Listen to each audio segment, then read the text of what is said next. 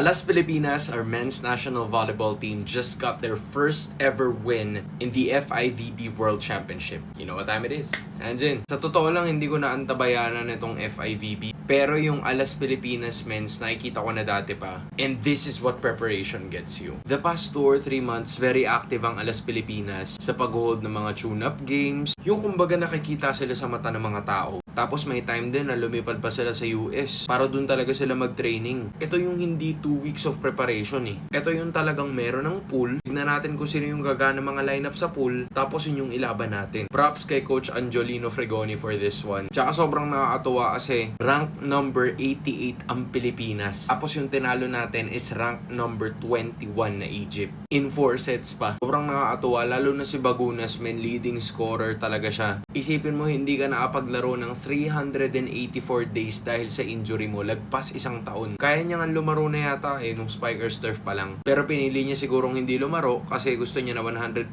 siya para sa World Championship. Props kay Retamar, props kay Espejo who had 13, tsaka kay Leo Ordiales, men. I think he's really gonna be a problem in the future. The future could be early dahil malapit na nga tayo sa ating SEA Games. What a start. They're currently 1-1 right now sa ating group standings. But at this point, makakuha ka lang ng panalo in front of your hometown. Says a lot about how well prepared this team is para sa FIVB.